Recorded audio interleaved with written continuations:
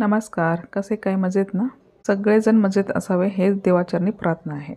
आज आपण बुंदीचा लाडू बनवूया. तर बुंदीचा लाडू आपण साखर घालून पण करू शकतो आणि गूळ घालून पण घेऊ शकतो. आज आपण गूळ वापरून लाडू करून घेऊया. तर ह्याला आमच्याकडे लदगी लाडू असे म्हणतात.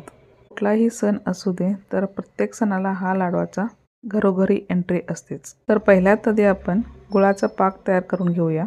काजू, बदाम आणि खसखस थोड्या तुपामध्ये छान असे भाजून घेऊया. आमच्याकडे असे प्लेन बुंदी छान मिळतात, म्हणजे प्युअरच असतात. ते सगळे भाजून झाले की मग इकडं आपलं पाक पण तयार झालेलं आहे. तर त्या पाकामध्ये आपण जे आपले बुंदी आहेत ते ह्याच्यामध्ये घालून घेऊया. एक अर्धा किलो बुंदी असले तर अर्धा किलो आपण गूळ वापरायचा. अर्धा किलोमध्ये आपण पाव किलो चिक्की गूळ म्हणून असे मिळते आणि पाव किलो आपलं नॉर्मल गूळ वापरून घ्यायचा आणि दोन्ही मिक्स करून 1 किंवा 2 तारीचा पाक तयार करून घेतले की आपले लाडू छान ओळायला येतात. तर प्रत्येक जणांना अशा प्रकारे करायला जमत नाही, पण अशा प्रकारे एकदा करून पहा, एकदम छान आपले लाडू तयार होतात. तर गुळामध्ये छान सगळे मिक्स केले आहे. आता ड्रायफ्रूट्स पण ह्याच्यामध्ये घालून घेतले आणि मसाल्यामध्ये जायफळ आणि थोडीशी वेलची पावडर करून ह्याच्यामध्ये घालून घ्यायचा आणि आता खसखस भाजलेले होतं ते पण ह्याच्यामध्ये घालून घेतले. खोबऱ्याचं काप ह्याच्यामध्ये घालून घ्यायचा. छान म्हणजे टेस्टीला खूप छान लागतो. जे कोणी व्हिडिओ बघत असेल आमच्या साईड इकडं गोकाकमध्ये अशाच प्रकारे लदगी लाडू मिळतात. तर गोकाकमधले करदंड आणि लाडू एकदम प्रसिद्ध आहे.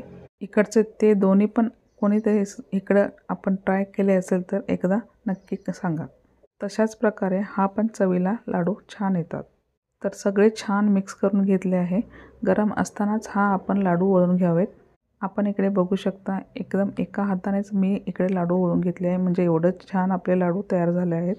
साखर घालून करतो त्याच्यापेक्षा हा गुळाचे लाडू आपल्याला पौष्टिक आणि हेल्दी पण असतात. तर हा लाडू आपल्याला 15-20 दिवस आरामात टिकतो. तर तसंच साखरेचं म्हटलं तर साखरेचं आपण 8 दिवसामध्ये संपवून टाकले पाहिजे.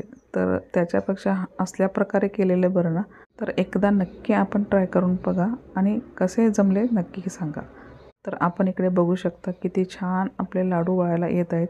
एका हाताने पण आपण लाडू वळून घेऊ शकतो. अशा प्रकारे आपले लाडू तयार होतात.